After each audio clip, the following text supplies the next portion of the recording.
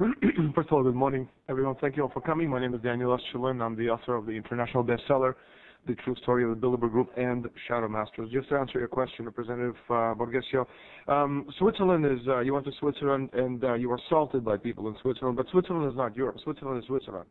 It's like going to the moon. It has nothing to do with Europe at all. The laws are different, the country is different, their philosophy is different. It's the epicenter of what's known as the Venetian black nobility. So Switzerland has nothing to do with anything we're seeing here on the European level. Now, Monti, to answer your other question, is a lackey who has been put there to prepare for the next stage of the banker coup when the euro crisis will be hijacked to concentrate even more power into the hands of the very people who caused this crisis in the first place. Okay. Said that simply and without mincing words. Unless we act now together as people of the planet Earth against the loathsome creatures who are trying to impose the will of the very few against the will of the many, the chain reaction disintegration of the economies of the transatlantic system is virtually inevitable. The global financial system has totally broken down.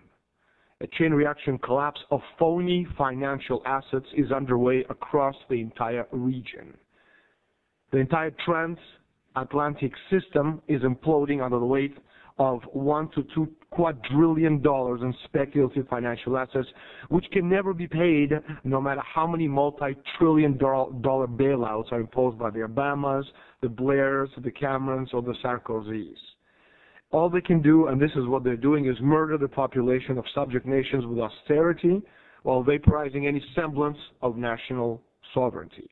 This, of course, has been predicted by a forecast by American physical economist Lyndon LaRouche quite some time ago. Now, the reason we're here today is obviously to talk about Bilderberg Group, Trilateral Commission, Goldman Sachs, and, of course, the European crisis and the euro.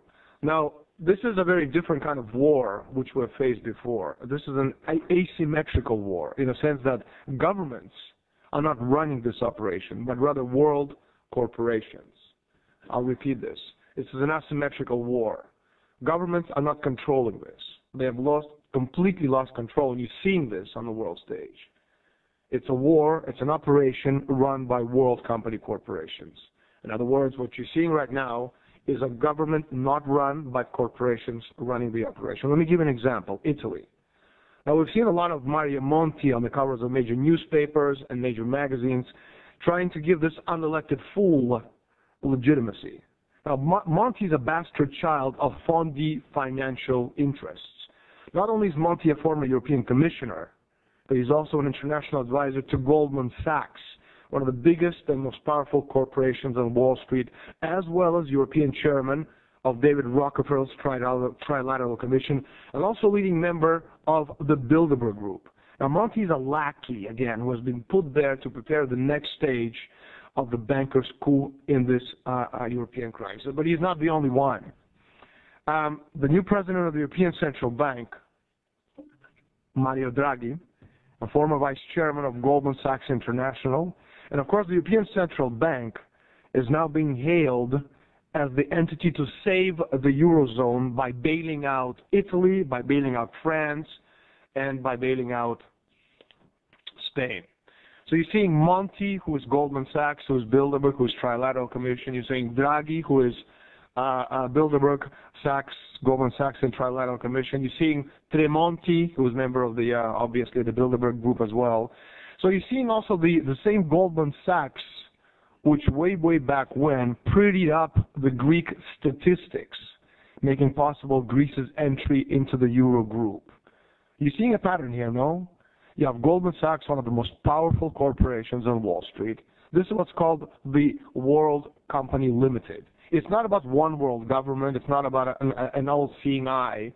It's about corporations with a lot more power than any government on the planet. And Goldman Sachs, as Mario Borgesio said, is a very good example of that. And as much as Mario Monti will try to distance himself from his role and his position and his activities at Goldman Sachs, these things are simply inevitable. He was, he is, and he will always be a member of these private, unelected organizations who basically rule the world from behind the scenes.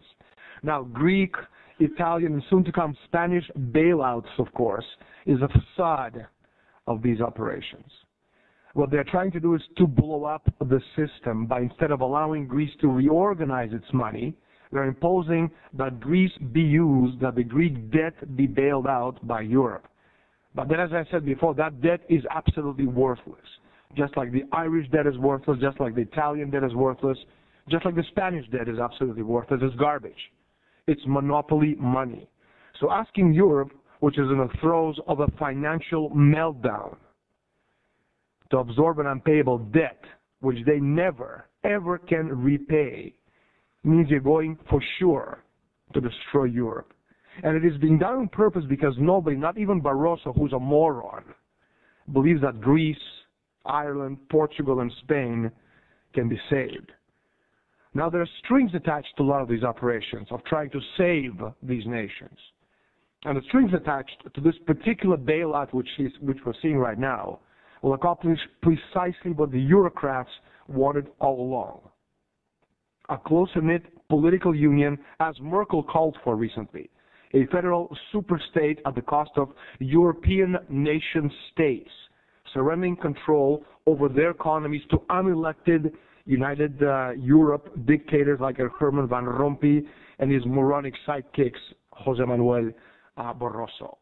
Now, back in 2009, at the Bilderberg Conference, and I reported this in 2009 with my Bilderberg report, I said that one of the solutions to the crisis, well, the people who met at Bilderberg, and amongst them, of course, Monti and Draghi and Tremonti and all these individuals, well, the idea of creating two Europes.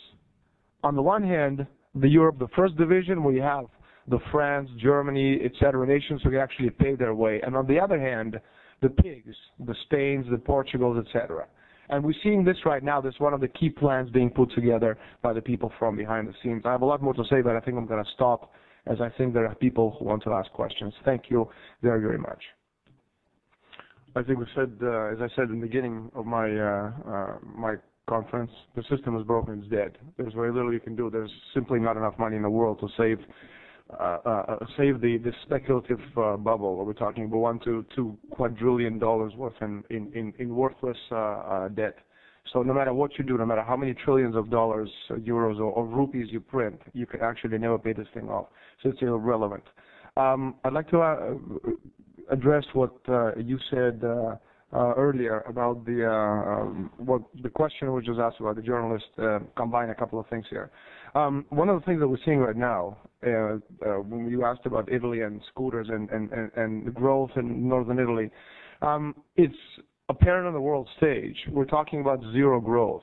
The concept is zero growth. 300 years ago, circles around Gottfried Leibniz, a genius, German genius who invented calculus, they knew that progress and growth are directly proportional to population density. So if you want to increase the population and you have technological progress and growth, you're going to have more people on the planet. Consequently, if you're the elite, and see, the point is that we're living on a small planet, Earth, with limited natural resources. So if you're Rockefeller, which is just a metaphor for powerful people, and you want to make sure that you have the natural resources for yourself, such as water, you don't want planet Earth to have 40, 80, 100 billion people. There's just simply not enough natural resources. So what they're doing right now is logical, all right? It's logical. They're destroying the world economy on purpose. Rockefeller doesn't need to sell you shoes. Okay, he has all the money in the world. They got all the money in the world. They got quadrillions of dollars in cash, land, okay, cows. What they need is for you and I to die so that they can drink their water. I cannot say it any clearer than that, which is one of the reasons we're seeing so much in the press on daily basis, the phrase zero growth. If you have no growth, if you have no development in any technological or any other way, there's going to be a decline in the population base. That's one of the reasons they're talking about this. That's why they're destroying the world economy on purpose. And you have people like Monti, you have people like Draghi, you have people like Papademos, all of these individuals that are there, but they're caretakers. They know they're actors on stage. They know the role they play because, again, Monti goes to all these meetings. He's an insider, all right? He understands what's going on. One of the reasons he's chosen to actually become a prime minister, and he was chosen, he wasn't elected. He's a bastard child. He was elected, he was chosen to be the prime minister or caretaker of Italy, because they know they can trust him to do what he's told to do. Just as they can trust Barroso to do what he's told to do. Just as they can trust Van Rompuy to do exactly the same thing. The people who are in power on the European level, on the countries, corporations, governments, international organizations such as World Bank, International Monetary Fund, all of these individuals, they're their people. Nobody who actually thinks of a nation-state republic, which has given us everything we have in the last 650 years, from constitution to our own currency, nobody who actually is pro-nation-state republic actually is in any positions of power. If that had been the case, this man would have been the president of Italy.